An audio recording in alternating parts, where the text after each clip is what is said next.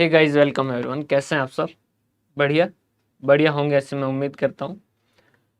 आज हम बात करेंगे सेंसस और सैंपल इन्वेस्टिगेशन के बारे में कि सेंसस क्या होते हैं या पॉपुलेशन जिसे कहें या यूनिवर्स कहें, वो क्या है और सैंपल क्या है, क्यों ज़रूरी है सैंपल और क्या क्या ध्यान रखना होता है सैंपल लेते वक्त, और उसके अंदर कौन कौन से मेथड जो वो है और कौन से मेथड जो वो अच्छे हैं कौन से बुरे हैं, हर मेथड की क्या अच्छाई है क्या बुराई है, क्या उस मेथड के अंदर ध्यान रखना है, ये सारी बातें हम करने वाले हैं। ये टॉपिक जो है वो बहुत ही इंपॉर्टेंट है स्टेट्स के लिए। उसका रीज़न ये है क्योंकि स्टडी जो है वो आप पूरी चीज़ें चेक नहीं कर सकते। समझिएगा, जैसे आदमी का ब्लड चेक करना है तो आप ऐसा तो कर नहीं सकते कि सारा ब्लड निकाला और फिर चेक किया कि कैसा है ब्लड, कोई दिक्कत विक्कत तो नहीं है, और फिर चेक करके 2 दिन के अंदर और फिर रिपोर्ट वगैरह पूरी तैयार करके फिर आपने कहा कि अब इसको ह्यूमन बॉडी के अंदर वापस डाल देते हैं, तो उस चक्कर के अंदर आदमी निपट जाएगा। समझ पा रहे हैं बात? तो यूनिवर्स का मतलब क्या है कि जो सारे आइटम्स हैं उन सबको मिला के जो है वो क्या बनता है कि यूनिवर्स या एक पॉपुलेशन। कई जगह यूनिवर्स पे भी स्टडी हो सकती है, पॉपुलेशन पे भी हो सकती है। लाइक एक कॉलेज के अंदर हम स्टूडेंट्स पे स्टडी कर रहे हैं तो उस केस के अंदर हो सकता है कि हम कॉलेज के अंदर मान लीजिए 2000 स्टूडेंट है तो हम पूरे 2000 स्टूडेंट के ऊपर अपनी स्टडी जो वो कंडक्ट कर लेते हैं, कर सकते हैं। या फिर हमें जैसे इलेक्शन के अंदर मान लीजिए कोई पर्टिकुलर स्टेट है राजस्थान, उसके अंदर हमें पता करना है कि भाई क्या स्थिति रहने वाली है, तो पूरे राजस्थान के सारे लोगों से तो हम जाके डाटा कलेक्ट नहीं कर सकते, उन पूरों के ऊपर तो स्टडी कर नहीं कर सकते, बहुत ज़्यादा टाइम लगेगा, बहुत ज़्यादा कॉस्ट लगेगी। तो वहाँ पर हम क्या करते हैं, कुछ को सेलेक्ट करते हैं और उनके ऊपर स्टडी करते हैं। या फिर आप सीधे तौर पे देखें तो ब्लड के लिए जब भी आप, भगवान ना करे आपको ब्लड जांच की ज़रूरत पड़े, लेकिन जब भी ब्लड चेक करवाने आप जाते हैं या किसी रिलेटिव के साथ जाते हैं तो उस केस के अंदर आप देखते हैं कि वो सुई लगा के एक इंजेक्शन भर ब्लड है जो निकालते हैं और उसके बाद में वो पूरे ब्लड के बारे में रिपोर्ट दे देते हैं कि भाई इनका ब्लड ऐसा है, उसके अंदर हीमोग्लोबिन ये है वगैरह वगैरह, आयरन ये है, पता नहीं क्या क्या चीज़ें जो भी है वो बता देते हैं उस ब्लड के हिसाब से। समझ पा रहे हैं बात? तो पूरे ब्लड को अगर बाहर निकाल के चेक करें तब तो वो क्या है, पूरी पॉपुलेशन की स्टडी, पूरे यूनिवर्स की स्टडी या पूरे सेंसस की स्टडी, ये तीनों एक ही नाम है। अगर हम उसमें से कुछ पार्ट जो निकाल के उसके ऊपर अपनी स्टडी जो वो कंडक्ट कर रहे हैं तो वो हमारे लिए क्या है, सैंपल है। सैंपल का अगर हम डेफिनेशन देखें तो सैंपल क्या है, सैंपल पॉपुलेशन का या यूनिवर्स का या सेंसस का वो पार्ट है जिसके अंदर जो यूनिवर्स के या सेंसस के या पॉपुलेशन के कैरेक्टरिस्टिक्स है वो होते हैं। हो सकता है आपने सैंपल ऐसा सेलेक्ट किया हो जिसके अंदर जो पॉपुलेशन पे जो कैरेक्टरिस्टिक्स थे वो इस सैंपल के अंदर ना हो, तो उस केस के अंदर आपका सैंपल बेकार है, वो ऐसा सैंपल खराब सैंपल के अंदर आएगा। एक अच्छा सैंपल वो है जिसके अंदर जो जो पूरे पॉपुलेशन के अंदर, जो पूरे यूनिवर्स के अंदर जो कैरेक्टरिस्टिक्स थे वो सारे के सारे बताए।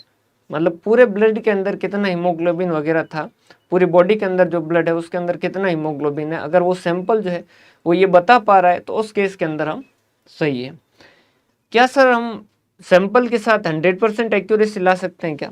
अब खुद ही सोचिए कि भाई 2000 स्टूडेंट है, 2000 स्टूडेंट से पूछ के आप एक निर्णय ले और एक आप 2000 की जगह 200 स्टूडेंट से पूछ के निर्णय लें, क्या आप 100% अपने जो है वो रिजल्ट बता पाएंगे क्या? क्या अपना आप 100% एक्यूरेटली बता पाएंगे क्या? नहीं, अप्रोक्सीमेटली बताया जाता है। आप जब इलेक्शन होते हैं तो उस केस के अंदर भी इलेक्शन के जस्ट बाद में जो पोल आते हैं, न्यूज चैनल वाले जो पोल निकालते हैं उसके अंदर भी वो क्या करते हैं, सीटें कैसे बताते हैं कि भाई 250 टू 270 के बीच में इस पार्टी की रहेगी, इस पार्टी की 150 से 160 के बीच में रहेगी, तो अप्रोक्सीमेशन चलता है। क्लियर है? तो हमारा यही टॉपिक है और बहुत ही इंपॉर्टेंट टॉपिक है क्योंकि स्टेट्स के अंदर जो भी स्टडी होगी वो या तो सेंसस पे होगी या सैंपल पे होगी, तो ये बहुत ज़रूरी हो जाता है। एरर भी स्टेट्स के अंदर वैसे बहुत सारे एरर होते हैं, बहुत सारे टाइप के एरर होते हैं, लेकिन मेनली जो पढ़े जाते हैं वो सैम्पलिंग एरर और नॉन सैम्पलिंग एरर, कि ऐसे एरर जो गलत सैंपल लिया उसकी वजह से हुए, और ऐसे एरर मतलब आपकी जो स्टडी थी जो आपने किया उसके ऊपर जो भी जांच पड़ताल उस जांच पड़ताल के नतीजे गलत हो सकते हैं, उसके दो कारण हो सकते हैं कि या तो सैम्पलिंग एरर या नॉन सैम्पलिंग एरर, कि या तो आपने सैंपल गलत लिया उस वजह से आपके रिजल्ट जो खराब आए। मान लीजिए जो पेशेंट था उसके अंदर हीमोग्लोबिन सही था, लेकिन आपकी रिपोर्ट जो है वो उसके अंदर आया कि हीमोग्लोबिन की उसके अंदर कमी है। अब इसके दो कारण हो सकते हैं कि या तो आपने सैंपल जो उठाया उसके अंदर जो है वो सैंपल सही नहीं उठाया, और सैंपल जो बता रहा है कि हीमोग्लोबिन कम है, ये सैंपल सही सेलेक्ट नहीं होने के कारण आपने का ये रिजल्ट जो वो गलत आ रहा है। और या हो सकता है कि कोई और भी एरर हो सकते हैं, जैसे हम नॉन सैम्पलिंग एरर कह देते हैं भाई, जैसे कैलकुलेशन सही नहीं की, मशीन सही नहीं थी, ऐसा कुछ भी हो सकता है, तो वो नॉन सैम्पलिंग एरर के अंदर क्लासीफाई होगा। क्लियर है। टाइप ऑफ स्टडी दो तरीके की होती है, एक तो सेंसस स्टडी या पॉपुलेशन स्टडी या यूनिवर्स की स्टडी पूरे की कहते हैं, या फिर सैंपल या इसे स्टैटिस्टिक्स कहा जाता है। सैंपल की जो स्टडी की जाती है उसे हम क्या कहते हैं, स्टैटिस्टिक्स कहा जाता है। सेंसस के जो भी आप कैलकुलेशन करोगे उनको क्या कहे जाएंगे, पैरामीटर। मतलब समझिए अगर 2000 स्टूडेंट है, ये 2000 स्टूडेंट है, और इसमें से ये पूरा पॉपुलेशन हो गया, ये मान लीजिए पूरा पॉपुलेशन है, कोई कॉलेज की स्टडी कर रहे हैं जिसमें 2000 स्टूडेंट है। हम चेक करना चाहते हैं कि भाई जो मंथली इनकम उनकी क्या रहती है। क्लियर है। 2000 स्टूडेंट की एक कॉलेज की मंथली इनकम जो है वो मंथली पॉकेट मनी 2000 स्टूडेंट्स की क्या रहती है। हमने 2000 में से क्या किए, 200 स्टूडेंट्स को सेलेक्ट किया और उनके ऊपर स्टडी की, तो ये हमारा क्या हो गया, एक तरीके से सैंपल हो गया। अगर हम पूरे पॉपुलेशन की स्टडी करते और उसका मीन निकालते, उसका स्टैंडर्ड डेविएशन निकालते, जो हम आगे देखेंगे, तो ये सारे क्या कहलाएंगे, ये क्या है, पॉपुलेशन के, इनको हम क्या कहते हैं, पैरामीटर्स। इनको क्या कहते हैं, पैरामीटर्स। यहीं पर अगर हम सैंपल के यही मीन निकालें, स्टैंडर्ड डेविएशन निकालें, तो इनको हम क्या कहेंगे, स्टैटिस्टिक्स। समझ पा रहे हैं बात, इसे हम क्या कहेंगे, स्टैटिस्टिक्स। होपफुली मेरी बात समझ आ रही है आपको कि भाई जो टोटल मिला के सारे आइटम का जो समेशन है वो क्या है, एक तरीके से आपका पॉपुलेशन है या यूनिवर्स है, और उसका वो पार्ट जिसके अंदर पॉपुलेशन के कैरेक्टरिस्टिक्स जो है वो अवेलेबल है, वो आपका क्या है, एक सैंपल है। टाइप्स ऑफ यूनिवर्स, यूनिवर्स कितने तरीके हो सकते हैं, मतलब टोटल मिला के आइटम जो है उनका समूह जो है उसको हम कितने तरीके से कैटेगराइज कर सकते हैं। अगर नंबर ऑफ यूनिट्स के हिसाब से देखें तो वो हो सकता है कि फाइनाइट हो सकता है कि इनफाइनाइट हो। फाइनाइट का मतलब वो गिनने लायक हो, मतलब जिन्हें हम गिन सकते हैं ऐसी सिचुएशन में हो, या इनफाइनाइट जिसे हम नहीं गिन सकते। फाइनाइट मतलब जैसे आपको कॉलेज के स्टूडेंट के ऊपर स्टडी करनी है, कॉलेज के अंदर 2000 स्टूडेंट है, तो ये क्या है, गिनने लायक है, ये क्या होगी, फाइनाइट स्टडी होगी। क्लियर है। या फिर जैसे इंडिया की पॉपुलेशन के ऊपर कोई स्टडी करनी है तो वो भी एक तरीके से फाइनाइट है, उससे भी हम गिन सकते हैं। लेकिन आपकी कोई स्टडी आप कर रहे हैं जिसके ऊपर तारे कितने हैं उनके ऊपर स्टडी कर रहे हो, तो उस केस के अंदर तारे जो वो आप गिन नहीं पाते, तो वो क्या हो जाएगी, इनफाइनाइट हो जाएगी। या फिर सर के बाल जो है वो काउंटेबल नहीं है, तो उस केस के अंदर वो भी क्या हो जाएगा, एक तरीके से इनफाइनाइट हो जाएगा। अब कोई आप इस तरीके से ना कहें कि सर नहीं हम कर सकते हैं, तो वो एक्सेप्शनल सिचुएशन में कोई अब जिद करके बैठ जाए, दशरथ मांझी ही बन जाए, तो वो कर सकता है। तो फाइनाइट का मतलब क्या है, जिसके अंदर यूनिवर्स के टोटल आइटम जो है उनको हम काउंट कर सकते हैं, वो हमारे लिए क्या हो जाएगी, फाइनाइट यूनिवर्स। जिसके अंदर क्या है, टोटल आइटम्स जो है वो क्या है, काउंटेबल है। भाई स्पेलिंग में थोड़ी बहुत इधर उधर हो तो मुझे माफ कर दीजिएगा ना, क्योंकि हो सकता है कभी कभी ऐसा। क्लियर है। अगर आप एग्जिस्टेंस ऑफ यूनिट्स के हिसाब से अगर यूनिवर्स को देखेंगे या पॉपुलेशन को देखेंगे तो दो तरीके हो सकते हैं, रियल या हाइपोथेटिकल। रियल के अंदर क्या होता है, जो आइटम होते हैं वो एक्चुअल के अंदर एग्जिस्ट करते हैं। जैसे भारत की जनसंख्या, वो क्या है, एक्चुअल में एग्जिस्ट करते हैं, भारत के लोग हैं वो एक्चुअल में है, अवेलेबल है। क्लियर है। या फिर कॉलेज के स्टूडेंट जो कि एक्चुअल में अवेलेबल है, या फिर भारत की गाड़ियाँ जो कि एक्चुअल के अंदर अवेलेबल है, उनके ऊपर कोई स्टडी कर रहे हैं तो आप सर, तो फिर हाइपोथेटिकल कौन से हो जाते हैं, ऐसे कौन से होते हैं जो एक्चुअल में अवेलेबल ही नहीं होते, कि एक कॉइन को हम 1000 बार टॉस करेंगे तो नतीजे क्या आएंगे, हेड आएंगे या टेल आएंगे। अब ये जो है ये क्या है, एक तरीके से हाइपोथेटिकल है, एक्चुअल में तो पता नहीं, लेकिन आप क्या कर रहे हैं, हाइपोथेटिकली पता कर रहे हैं कि क्या होंगे, और उनको मिला के आप उन सारे आइटम को, उन सारे कॉम्बिनेशन को मिला के आप क्या कर रहे हैं, अपनी पॉपुलेशन को या यूनिवर्स को बना रहे हैं, सारे आइटम का समूह बना रहे हैं। तो वो उस केस के अंदर उसे क्या कहा जाएगा, हाइपोथेटिकल। क्लियर है। जहां पर आइटम जो है वो items of population exist in real, वो अगर सच में अवेलेबल है तो उस केस के अंदर हम उसे क्या कहेंगे, रियल, अदरवाइज वो क्या कहलाएंगे, हाइपोथेटिकल। अब हमारे पास दोनों तरीके हैं ऑप्शन कि भाई जैसे 2000 स्टूडेंट है तो हम चाहें तो 2000 स्टूडेंट सबसे डाटा कलेक्ट करें, अगर हम चाहते हैं कि भाई उनकी मंथली इनकम एवरेज जो है वो क्या रहती है, अगर हम ये स्टडी करना चाहते हैं तो उस केस के अंदर हमारे पास एक तो ऑप्शन है कि हम क्या करें, 2000 स्टूडेंट जो है वो पूरों की स्टडी, पूरों से जाके जो भी है सारे के सारे स्टूडेंट से जाके उनसे मंथली इनकम जो वो पूछे, उनका लिखे और उनका एवरेज निकालें। क्लियर है। या फिर हमने उसमें से क्या किया, 2000 में से 200 स्टूडेंट सेलेक्ट किए, भाई हर क्लास से 10-10% जो सेलेक्ट कर लिए, तो ये 200 स्टूडेंट हो गए और हमने इनसे जाके पूछा कि भाई आपकी मंथली इनकम, पॉकेट मनी क्या रहती है, उन्होंने अपने को बताया और उसके हिसाब से हमने क्या कर दिया, मान लीजिए उनकी मंथली इनकम उन 200 स्टूडेंट के हिसाब से 6000 रुपये पर मंथ आ रही है, तो हमने क्या कहा कि भाई पूरे कॉलेज के स्टूडेंट्स की जो है मंथली इनकम जो है वो 6000 पर मंथ आ रही है। तो एक तो है कि पूरे 2000 स्टूडेंट से पूछें, और एक है कि हम क्या करें, उसमें से कुछ जो है उनको सेलेक्ट करके उनके हिसाब से निर्णय लें। अब समझिएगा, आप खुद सोचिएगा कि सेंसस जो है वो इंक्वायरी कब पॉसिबल है। भाई अगर जैसे भारत की इलेक्शन है और उसके बारे में आप कुछ पता करना चाहते हैं, पूरे भारत से तो आप जाके पूछ नहीं सकते, ना आपके पास इतना टाइम है, ना आपके पास इतना कॉस्ट है। क्लियर है। तो उस केस के अंदर तो क्या करेंगे, सैंपल करेंगे। लेकिन कोई ऐसी चीज़ है जो बहुत इंपॉर्टेंट है और जो जिस आइटम जो है वो काउंटेबल है, और काउंटेबल ही नहीं, सॉरी, जो अफोर्डेबल है, मतलब उतनों पे आप जाके हम पर्सनली उनसे बात करके उन आइटम के बारे में पूरे तरीके से पता कर सकते हैं, तो उसी केस के अंदर हम सेंसस इंक्वायरी पे जाएंगे। क्योंकि सेंसस इंक्वायरी का मतलब क्या है कि पॉपुलेशन के अंदर जितने आइटम हैं उन सारे आइटम को हम चेक कर रहे हैं। समझ पा रहे हैं? सेंसस इंक्वायरी का मतलब क्या है कि यहाँ पर जितने आइटम हैं उन सारे आइटम को हम क्या कर रहे हैं, स्टडी कर रहे हैं। क्लियर। तो ऐसी स्थिति के अंदर हमें सीधी सी बात है कि आइटम इतने ही होने चाहिए कि हम सब तक पहुंच पाए। तो सेंसस इंक्वायरी के बारे में बात करें तो मीनिंग क्या है, इसके अंदर क्या करेंगे, हम एवरी पर्सनल यूनिट जो है उसको हम ऑब्जर्व करेंगे, उसको हम कंसीडर करेंगे।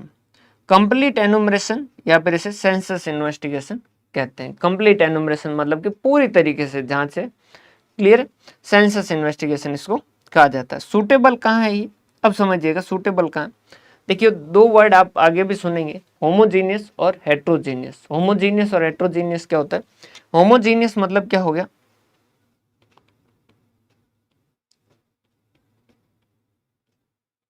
होमोजीनियस मतलब क्या है,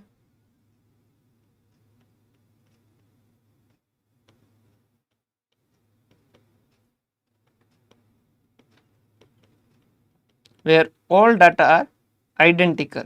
मतलब जैसे हाइट देख रहे हैं तो आप सारे स्टूडेंट्स की हाइट देख रहे हैं। क्लियर है।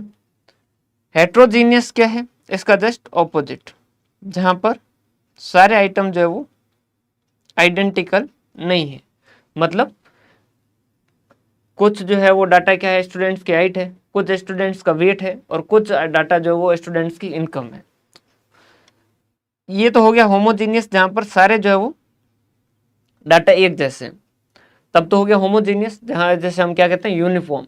और हेट्रोजीनियस मतलब जहां पर अलग अलग कैरेक्टर जो है वो डाटा के अवेलेबल है। तो होमोजीनियस जब है तब तो हम क्या कर सकते हैं, उसमें से सैंपल जो वो ले सकते हैं और चेक कर सकते हैं। लाइक मेरे ब्लड के अंदर मान लीजिए कुछ ब्लड जो अलग टाइप का, कुछ ब्लड अलग टाइप का, कुछ ब्लड अलग टाइप का, तो मैं क्या सैंपल लेके चेक कर सकता था क्या? नहीं, मुझे क्या पता, मैंने जो सैंपल लिया उसके रिजल्ट और बाकी जो बॉडी के अंदर ब्लड है उसके जो रिजल्ट है वो अगर सेम नहीं होते, एक जैसे नहीं होते, तो उस केस के अंदर क्या सैंपल पॉसिबल होता है क्या?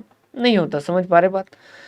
तो अगर आपके डाटा होमोजीनियस नहीं है, तो उस केस के अंदर मतलब आपके डाटा हेट्रोजीनियस है, अलग अलग टाइप के, तब तो आपके पास पूरी ही स्टडी करनी पड़ेगी। अगर मेरे शरीर के अंदर 20-25 प्रकार के ब्लड होते हैं तो मेरे को सारे ब्लड की चेकिंग करवानी ही पड़ती। क्लियर। लेकिन क्योंकि मेरे पूरे शरीर के अंदर एक ही टाइप का ब्लड है, तो उस केस के अंदर मैं क्या कर सकता हूँ, सैंपल स्टडी कर सकता हूँ। अगर मेरे पास जो डाटा है वो सारे डाटा एक जैसे हैं, मतलब सबके स्टूडेंट्स की हाइट ही है, तो उस केस के अंदर होमोजीनियस है, तो मैं क्या कर सकता हूँ, सैंपल ले सकता हूँ। लेकिन कुछ डाटा हाइट के हैं, कुछ डाटा वेट के हैं, कुछ डाटा उनके इनकम के हैं। अब मैंने वहाँ सैंपल ले लिया, सैंपल के अंदर उनके इनकम आई, वेट उनका आया ही नहीं, हाइट उनकी आई नहीं, तो उस केस के अंदर फिर वो सैंपल जो है वो हमारे लिए पॉसिबल नहीं है। क्लियर है। तो सेंसस इंक्वायरी कहाँ ज़्यादा कारगर होती है, जहाँ पर डाटा आपके कैसे होते हैं, हेट्रोजीनियस, अलग अलग टाइप के होते हैं।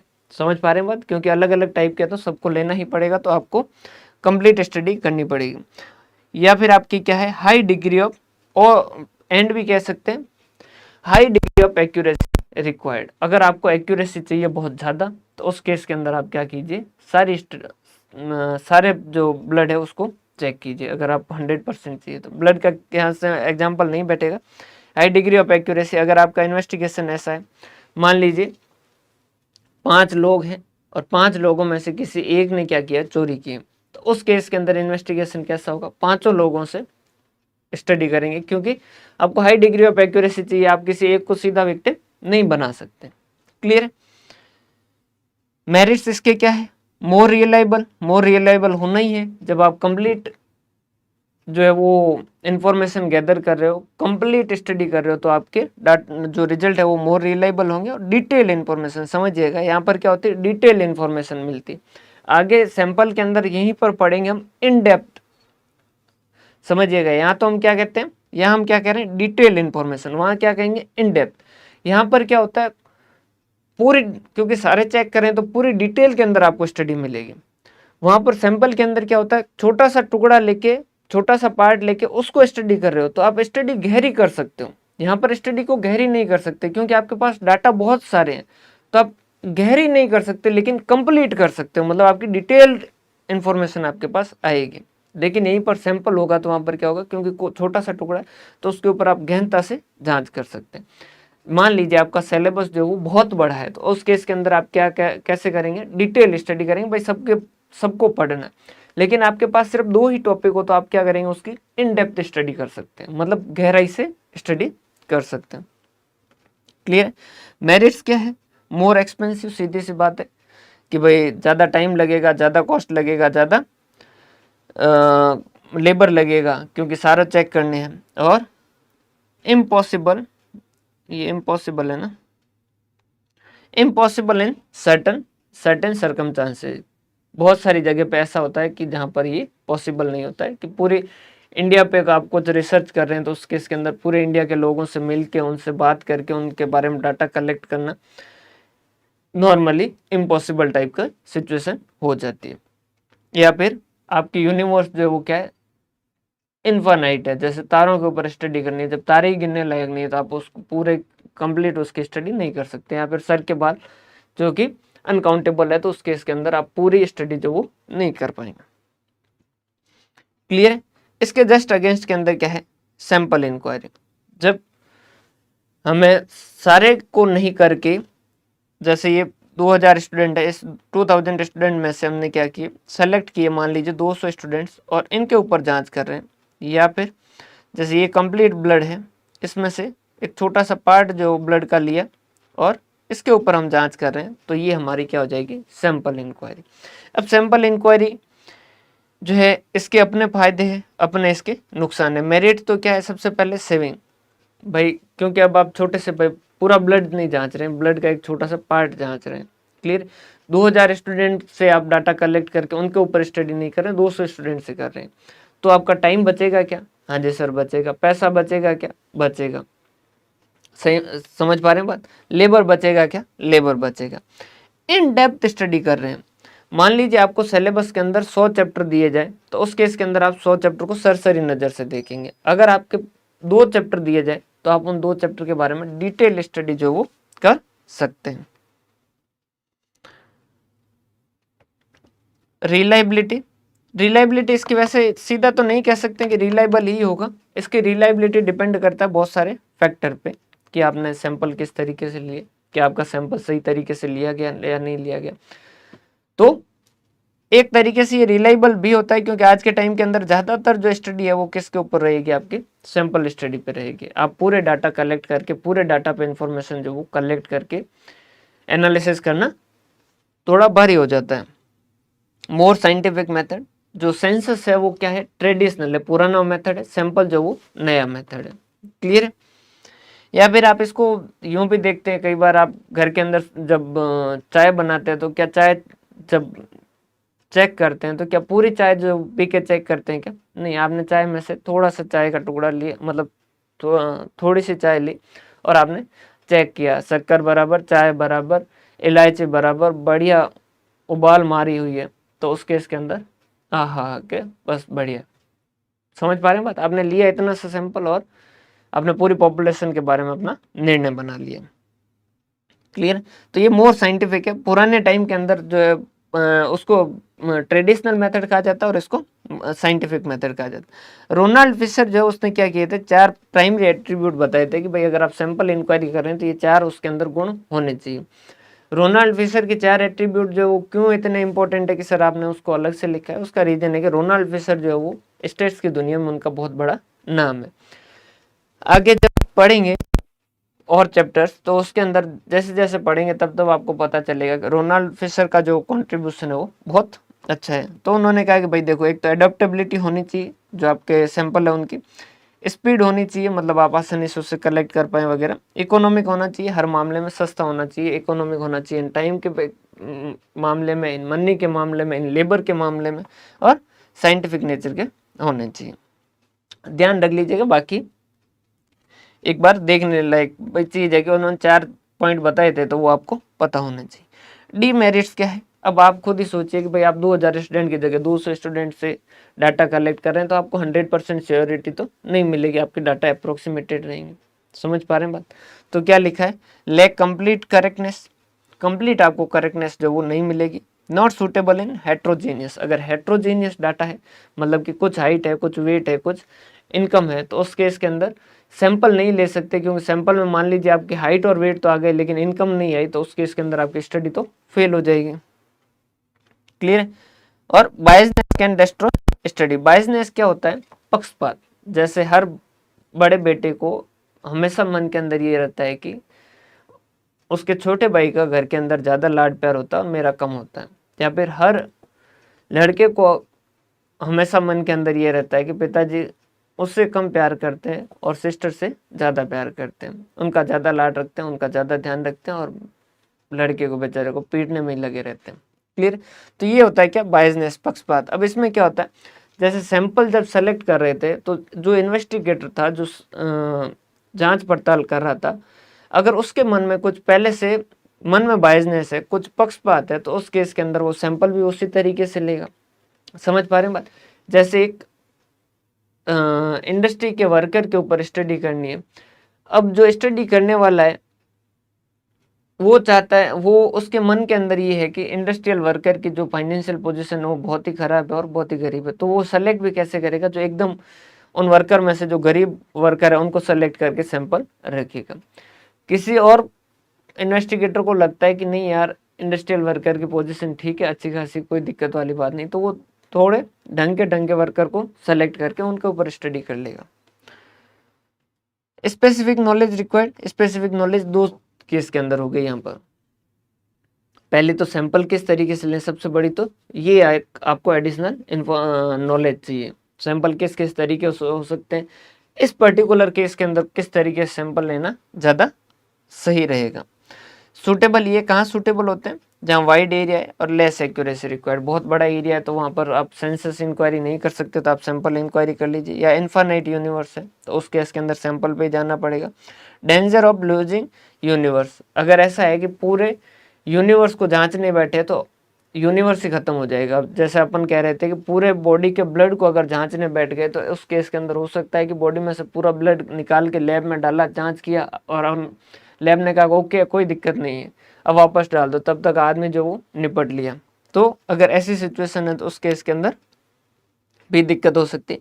Where census enumeration is impossible, या फिर सेंसस एनुमरेशन इतना बड़ा है कि उसे पूरा चेक कर पाना इम्पॉसिबल है।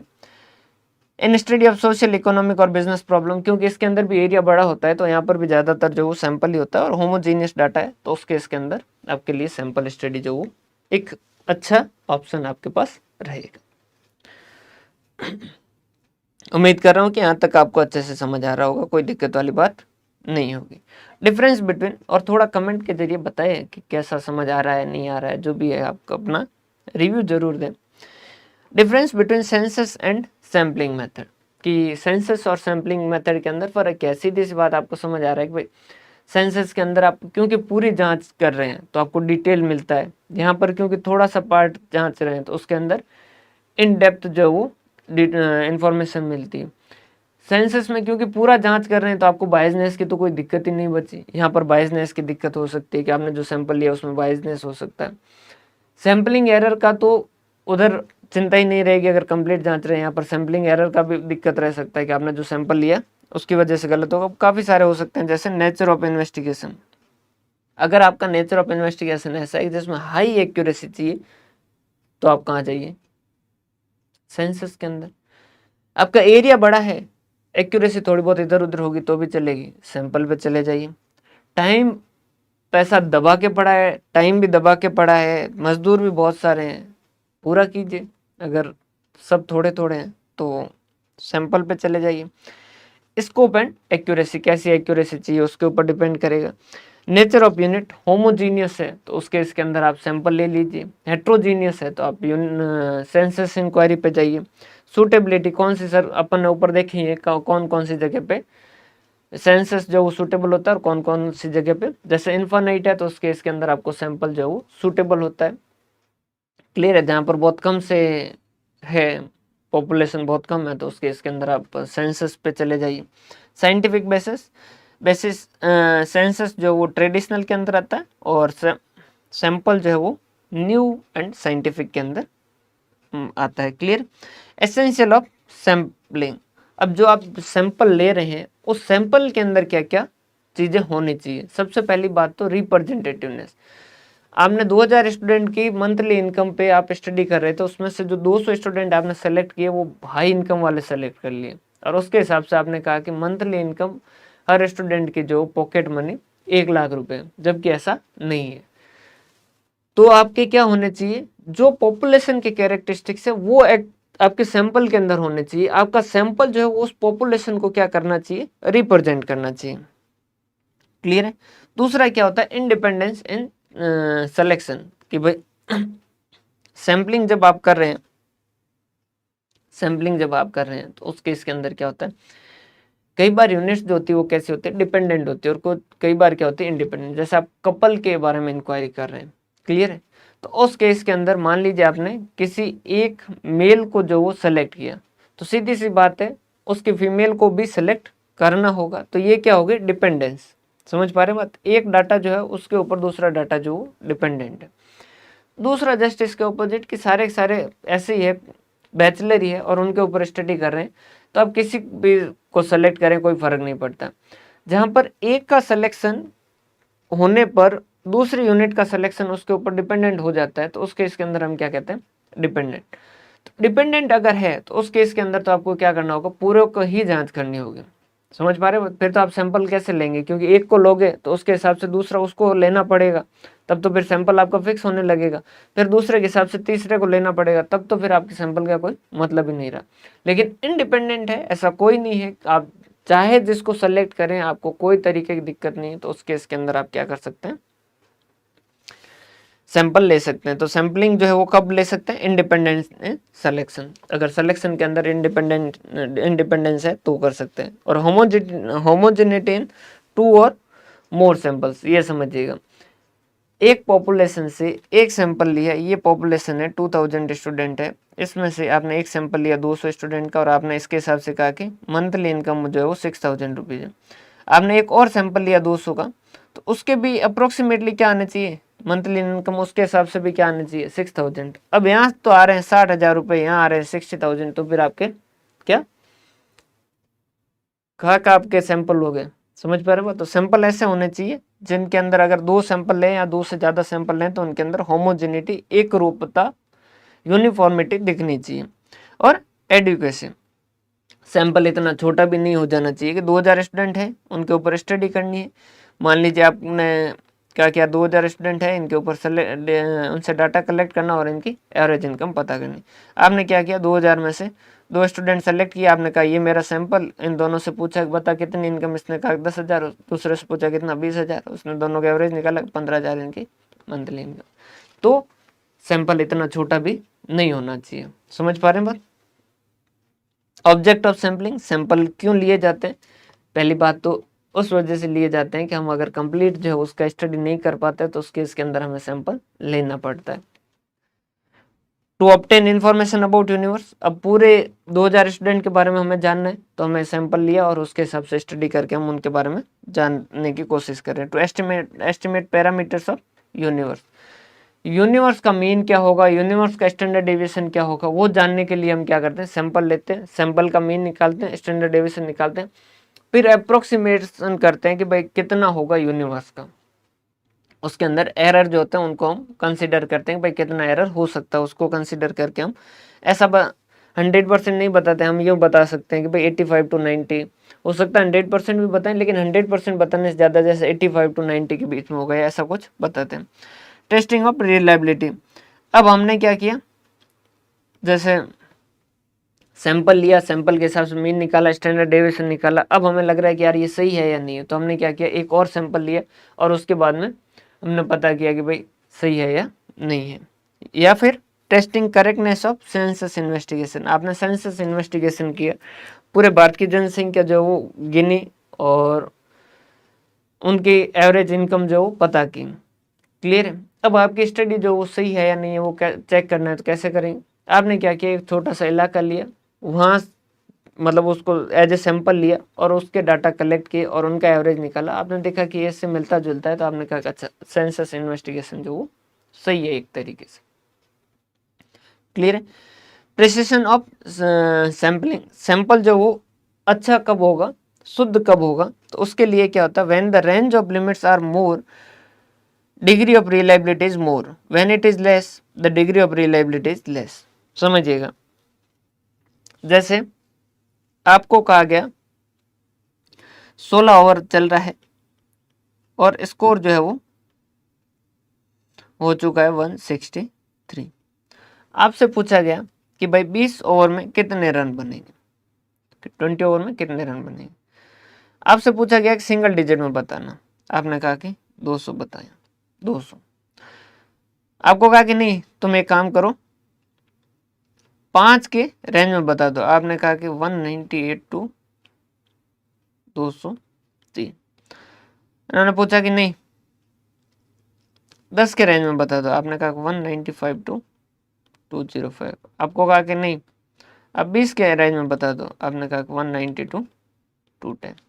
सबसे ज़्यादा एक्यूरेसी किस में होगी इनमें से, तो आपको पता है क्योंकि ये ज़्यादा रेंज कवर करता है तो सबसे ज़्यादा एक्यूरेसी इसमें, इससे कम रेंज ये कवर करता है तो इसमें एक्यूरेसी इससे कम होगी, ये इसमें और कम होगी और इसमें और कम होगी। क्लियर? अच्छे खासे सटोरिया तो हो सकता है कि आपका 200 वाला तुक्का भी सही बैठ जाए, कोई बड़ी बात नहीं है। सैंपल जो है वो अच्छा है, रिलायबल है, ये बहुत सारी बातों पे डिपेंड करता है। जैसे मेथड ऑफ सैम्पलिंग, सैंपल आपने कैसे लिए, अगर जस्ट इससे आगे वाला टॉपिक है कि सैंपल जो किस तरीके से लिए जा सकते हैं। एक तो होता है रैंडम, जिसमें हर किसी यूनिट के सेलेक्ट होने के चांस बराबर है। एक क्या होता है कि जो इन्वेस्टिगेटर है वो खुद से जो है वो ले रहा है तो उसके इसके अंदर बायसनेस आने के चांसेस ज़्यादा हो सकते हैं। तो आपने सैंपल किस तरीके से लिए ये डिपेंड करता है। मेथड ऑफ कैलकुलेशन, आपने कैलकुलेशन किस तरीके से किए, कैलकुलेशन कहीं गड़बड़ वगैरह तो नहीं कर दिए, इस पर डिपेंड करता है। और साइज ऑफ सैंपल, साइज बहुत छोटा हो गया तो उस केस के अंदर आप क्या कर देंगे, आपका एरर होने के चांसेस ज़्यादा हो जाएंगे। क्लियर है?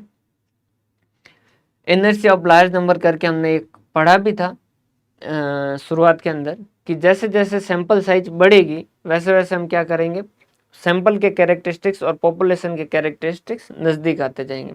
जैसे 2000 स्टूडेंट को अगर हम पूरा स्टडी करते और मंथली इनकम 6000 आती, अगर हमने 200 स्टूडेंट की स्टडी करके हमने जो डाटा निकाला उसकी जगह हम 400 स्टूडेंट के डाटा निकालेंगे तो वो ज़्यादा क्लियर होंगे, और उसकी जगह 1000 पे अगर जांच करेंगे तो और ज़्यादा क्लियर होंगे, अगर 1500 पे जांच करेंगे तो और ज़्यादा क्लियरिटी आएगी, और 2000 पूरे पे करेंगे तो पूरा एग्जैक्ट आपको रिपोर्ट मिलेगी।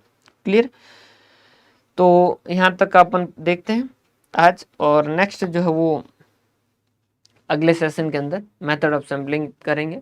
इसमें थोड़े से सेशन ज़्यादा लग सकते हैं, मतलब 2 या 3 भी लग सकते हैं, 2 आगे वाले सेशन में कंप्लीट भी हो सकता है कि एक सेशन और भी लगे। मोस्ट प्रोबेबली है कि 3 जो है वो सेशन लगेंगे। रीज़न ये है कि ये बहुत इंपॉर्टेंट है, इस वजह से इसको थोड़ा धीरे देखेंगे, ताकि आगे जब हम बेस एक बार अच्छा हो जाएगा तो फिर उस केस के अंदर हम आगे जो वो थोड़ी स्पीड बना सकते हैं। क्लियर है? शुरुआत के अंदर अगर मैंने यहाँ आपको थोड़ा सा जैसे कोई वर्ड जो है वो उसको उसमें टाइम ले रहा हूँ, उसका कारण ये है कि जैसे आगे फिर मेरे को होमोजीनियस जब मैं बोलूँगा तो उसमें मेरे को समझाने की जरूरत ना पड़े, हेट्रोजीनियस बोलूँ तो मेरे को समझाने की जरूरत ना पड़े, स्टैटिस्टिक्स बोल रहा हूँ तो समझाने की जरूरत ना पड़े कि सैंपल का मीन है या सैंपल का स्टैंडर्ड डेविएशन है। अगर मैं पैरामीटर बोल रहा हूँ तो मुझे ये समझाने की जरूरत ना पड़े कि यूनिवर्स का मीन या यूनिवर्स का स्टैंडर्ड डेविएशन है। क्लियर है? सेशन कैसे लग रहे हैं, आपको समझ आ रहे हैं या नहीं आ रहे हैं, इसके बारे में अपनी जो राय है वो ज़रूर देवें। बहुत बहुत धन्यवाद। हंसते रहें, मुस्कुराते रहें, पढ़ते रहें। बहुत बहुत धन्यवाद।